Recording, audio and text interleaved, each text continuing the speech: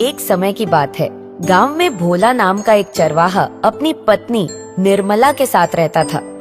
दिन में वह लोगों की भेड़ बकरियों को चराने के लिए ले जाता था और शाम को उन्हें गांव के बाहर के बारे में छोड़ देता और वहीं वह अपनी एक छोटी सी कुटिया में रहता था।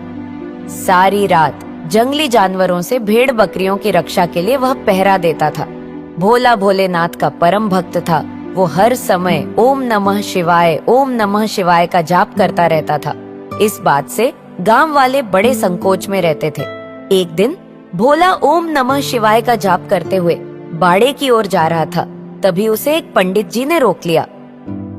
ओम नमः शिवाय, ओम नमः शिवाय, ओम नमः शिवाय, ओम नमः शिवाय। क्या भोला, तू दिन भर तो भगवान शिव का नाम लेता रहता है और 5-5 दिन नहाता नहीं है। ऐसे भगवान तेरी पुकार सुनेंगे भी? क्यों करता है ये? पंडित जी, नहाने का तो समय ही नहीं मिल पाता। क्या करूं, काम ही इतना होता है। और रही बात नहाने से क्या होता है, मन साफ होना चाहिए। मैं तो प्रभु की भक्ति में लीन रहना चाहता हूँ, प्रभु के दर्शन चाहता हूँ और इस जन्मों के चक्कर से मुक्ति चाहता हूँ। इसलिए हर समय भोलेनाथ का नाम जपता रहता हूँ। पर भोला, प्रभु तुझे ऐसे दर्शन नहीं देंगे। अच्छा तो आप बताइए, मैं भोलेनाथ की भक्ति कैसे करूं? कैसे मुझे भोलेनाथ के दर्शन प्राप्त होंगे? भोलेनाथ के दर्शन करने के लिए तुम्हें रोज सुबह उठकर नहाना होगा।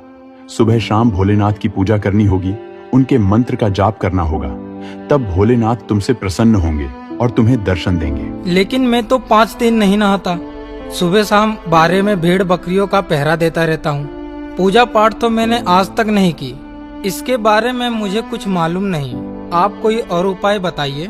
तुम रोज खाना तो खाते ही हो ना, तो फिर जब भी तुम खाना खाओ तो पहले भगवान का भोग लगाना, फिर खाना खाना। हाँ, मैं रोज खाना तो खाता हूँ, ये तो मैं कर सकता हूँ। ऐसा कहकर वह वहाँ से चला गया। थोड़ी देर बाद निर्मला खाना लेकर बाड़ी पर पहुँची। ये लीजिए, मैं आपके लिए खाना लाई हूँ, खाना खा लीजिए। ठीक है निर्मला, तुम खाना रख दो और चली जाओ, मैं खाना खा लूंगा। निर्मला खाना रखकर वहाँ से चली जाती है।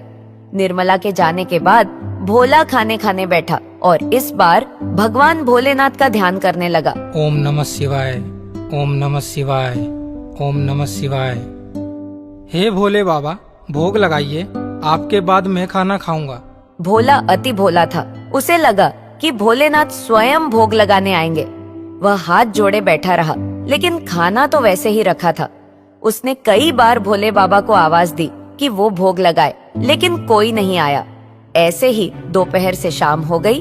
भोला भूखे पेट शाम तक भोलेनाथ का इंतजार कर रहा था, लेकिन अब भोला को गुस्सा आ गया। अच्छा, तो आप मुझ गरीब के घर का खाना खाना नहीं चाहते? ठीक है भोलेनाथ, अब मैं भी नहीं खाऊंगा। भोला गुस्से में सारा खाना नदी के किनारे रखाया। शाम को उसकी पत्नी फिर से खाना लेकर आई। ये लीजिए, मैं खाना लाई हूँ आपके लिए। हाँ हाँ, यहीं रख दो। ठीक है, सुबह का खाना कैसा बना था? मैं क्या जानूं? क्या? और ये बर्तन कहाँ रख दिए? दिख ही नहीं रहे। खाली बर्तन दे दीजिए, मैं चली जाती हूँ। कोई नहीं, मैं खाली बर्तन खुद ले आऊंगा, तुम जाओ अभी। निर्मला वापस से खाना रखकर वहाँ से चली जाती है। निर्मला के जाने के बाद भोला फिर से भोले बाबा को याद करने लगा और भोग लगाने को कहने लगा। हे भोलेनाथ, आइए और भोग लगाइए। ये बोलकर वो भोलेनाथ के इंतजार में बैठ गया। काफी इंतजार के बाद इस बार भोले बाबा नहीं आए। शायद भोलेनाथ मुझसे नाराज हैं, इसलिए भोग लगाने नहीं आ रहे। पंडित जी ने कहा था, जब तक भोग ना लगाओ खाना मत खाना। ठीक है, अब मैं भी देखता हूँ कि भोलेनाथ मुझसे कब तक नाराज रहते हैं। ये सोचकर उसने वह खाना नदी के किनारे रख दिया। अब भोला रोज ऐसे ही भूखा रह जाता। निर्मला रोज उसके लिए खाना लाती। वो शिव जी को भोग लगाने को बुलाता और कोई नहीं आता तो वो सारा खाना नदी के किनारे रखाता। ऐसे ही 1 हफ्ता बीत गया। खाना ना खाने की वजह से भोला की हालत बिगड़ने लगी। उसका शरीर कमजोर होने लगा। निर्मला को भोला की इस हाल का कारण पता नहीं चल रहा था। आखिर एक दिन निर्मला ने भोला से पूछ ही लिया, आपको क्या हुआ है? आप इतने दुबले क्यों होते जा रहे हैं? ऐसी कोई बात नहीं है, बस आजकल मेहनत ज्यादा हो रही है। लेकिन आपका शरीर ज्यादा काम की वजह से कमजोर हो गया ऐसा नहीं लग रहा। आप खाना तो ठीक से खाते हैं ना? हाँ, मैं खाना अच्छे से खा रहा हूँ। अब तुम मेरा सर मत खाओ, ये खाना रखो और जाओ यहाँ से। निर्मला उससे पूछती रही, लेकिन भोला ने उसे कुछ नहीं बताया और उसे डांट फटकार कर भगा दिया। धीरे धीरे भोला का शरीर बेहद कमजोर होने लगा। हालत ऐसी हो गई थी कि अब उससे खड़ा भी नहीं हुआ जा रहा था, पर वह भोलेनाथ को भोग लगाने के लिए इंतजार करता रहा। भगवान, आप मुझसे नाराज हैं, मैं जानता हूँ, पर आज मेरा शरीर भी साथ नहीं दे रहा। आज आखिरी बार मैं आपको भोग लगा रहा हूँ। कल का सूरज शायद मैं ना देख सकूं। ऐसा कहते कहते भोला की आंखें बंद हो गई। उसी समय उसके कानों में किसी की आवाज आई, भोला, आंखें खोलो भोला, देखो मैं आ गया। ये सुनते ही भोला ने आंखें खोलकर देखा तो उसके सामने साक्षात भोलेनाथ खड़े थे। भोला उनके पैरों में गिर पड़ा और बोला, हे भोलेनाथ, मैं धन्य हो गया आपके दर्शन पाकर। मेहनत तो उम्मीद ही छोड़ दी थी। भोलेनाथ, मुझसे भोग लगाने में शायद कोई गलती हो गई, इसलिए आप मुझसे नाराज हैं ना? नहीं भोला, मैं तुम्हारी भक्ति से बहुत प्रसन्न हूँ और मैं तो सदा तुम्हारे अंदर ही निवास करता हूँ। यदि यह भोजन तुम मुझे भोग लगाने की बात कहकर खा लेते तो यह स्वयं मुझे प्राप्त हो जाता। लाओ, तुम्हें बहुत भूख लगी है ना, मैं तुम्हें अपने हाथों से खिला देता हूँ। ये बोलकर भोलेनाथ भोला को अपने हाथों से निवाला खिलाने लगते हैं, जिसे खाकर भोला पहले जैसा तंदुरुस्त हो जाता है। भोला, बताओ तुम्हें क्या चाहिए? बाबा, मुझे बस मुक्ति चाहिए और कुछ नहीं। भोला, इसके लिए बस तुम अपना कार्य ईमानदारी से करते रहो। जैसे चाहो मेरा सुमिरन करते रहो। अपनी पत्नी का पालन पोषण करो। जब भी तुम्हारी आयु पूरी होगी तो तुम स्वयं मेरे लोक में आ जाओगे। ऐसा कहकर भोलेनाथ वहाँ से अंतर्ध्यान हो गए। भोला अब पहले जैसा तंदुरुस्त हो चुका था, जिसे देख उर्मिला बहुत खुश हुई। इसके बाद भोल का अब बस भोलेनाथ के बताए रास्ते पर चलने लगा। एक समय की बात है, हरिपुर गांव में शंभू नाम का एक बुजुर्ग किसान रहता था। वो बेहद ही गरीब था। वो और उसकी पत्नी करुणा शिव जी के भक्त थे। इतनी मुश्किल पड़ने के बाद भी उन्होंने शिव जी की भक्ति करनी नहीं छोड़ी। एक दिन की बात है, शंभू अपने खेत में फसल बो रहा था। तभी वहाँ पर सेठ करोड़ीमल अपनी साइकिल को धक्का लगाता हुआ पहुँचता है। अरे ओ शंभू बिटवा, तारीख वारीख याद है तुझे? तुझे जो हमने पैसा दिया था उसका ब्याज दिन पर दिन बढ़ता जा रहा है। कब लौटाएगा पैसे बिटवा? सेठ जी, अभी तो देना मुश्किल है। फसल कुछ उग नहीं रही है, पैसे आ नहीं रहे हैं। अभी तो 2 वक्त की रोटी भी मिलनी मुश्किल पड़ रही है। अरे तो उसमें मैं क्या कर सकता हूँ भैया? हमको तो हमारे पैसे समय पर चाहिए, वरना तेरी गिरवी जमीन बेचकर भुगतान कर लूंगा। फिर बाद में मत कहना। नहीं सेठ जी, जमीन मेरे लिए बहुत जरूरी है। इसी जमीन से मेरी कमाई है। मुझे थोड़ा समय दे दीजिए। अगली फसल जो कटेगी मैं उसे बेचकर आपके पैसे चुका दूंगा। ये बोलकर सेठ वहाँ से साइकिल खींचता हुआ निकल जाता है। शंभू अपने माथे पर शिकल लिए हुए घर जाता है। क्या हुआ जी?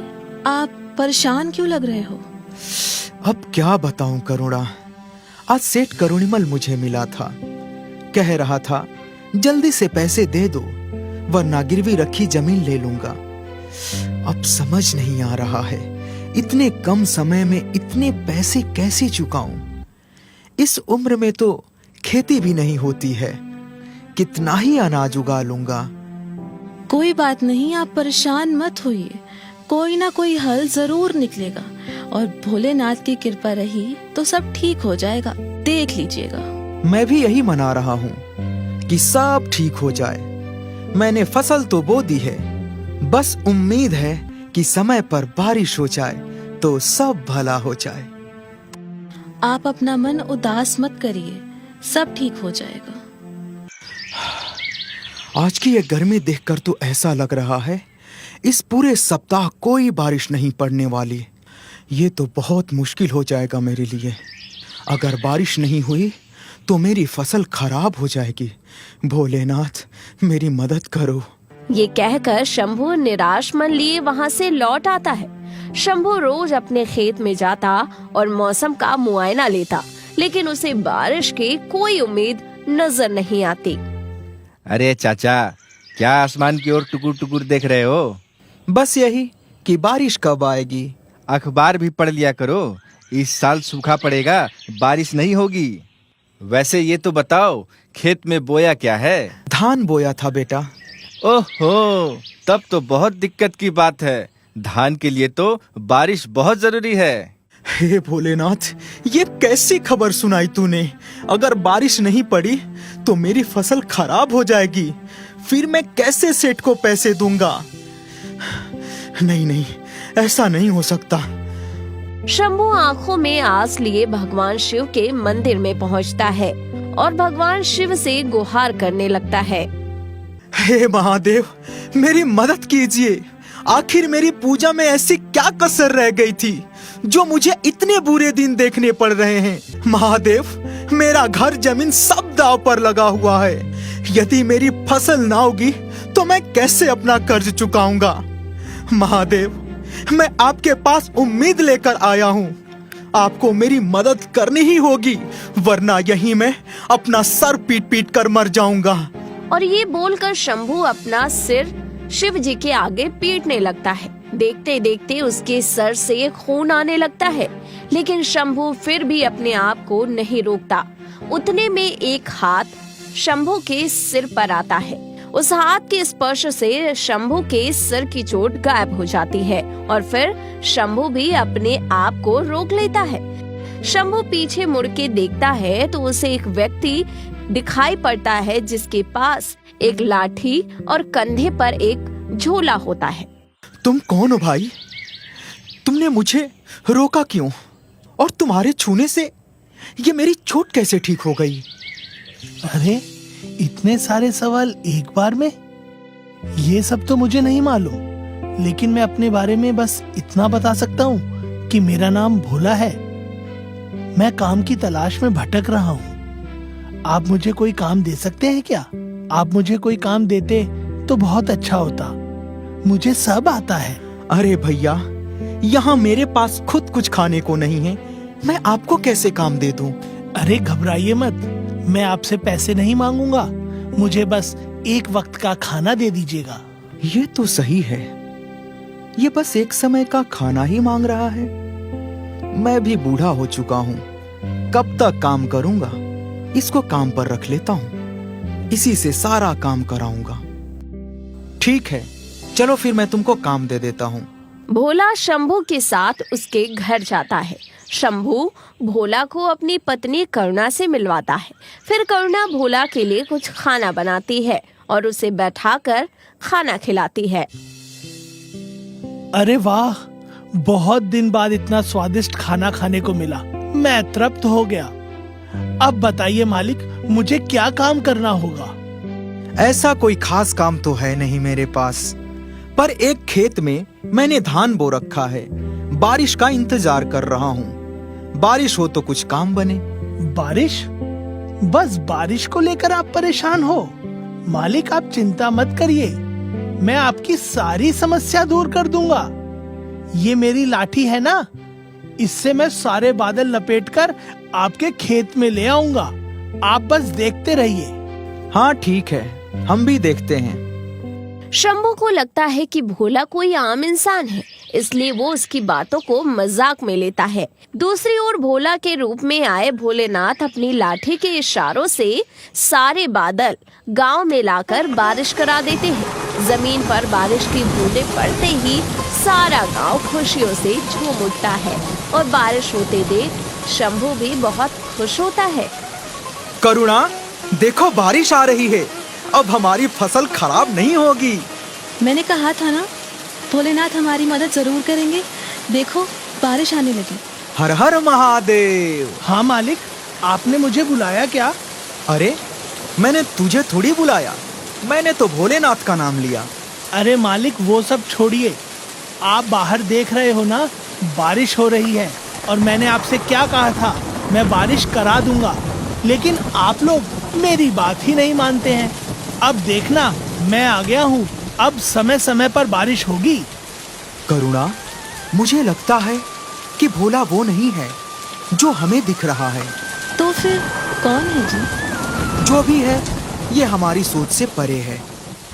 इसके बाद शिवजी भोला के रूप में शंभू और करुणा की देखभाल करने लगे। उनके होने से समय समय पर बारिश होने लगी। कुछ दिनों में ही शंभू की फसल लहलहाने लगी। देखते देखते फसल की कटाई का समय आ गया। भोला धान काट कर घर लाता है। शंभू देखता है कि भोला सिर्फ ऊपर की फसल काट कर लाया है, धान का निचला भाग यानी पौधा नहीं लाया। अरे भोला, ये तो सिर्फ धान है, नीचे का पौधा कहाँ है?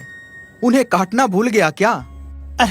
अरे मालिक, वो मैंने जानबूझकर नहीं काटा, क्योंकि कल उन पर दोबारा धान उगेंगे।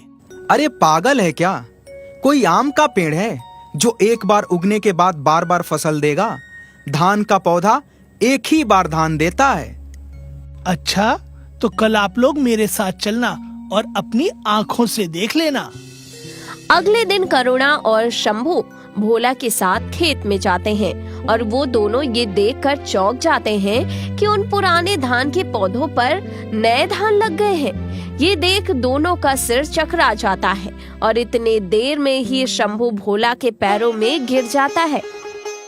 प्रभु, अपने असली स्वरूप में आइए प्रभु, मुझे आपके दर्शन करने हैं।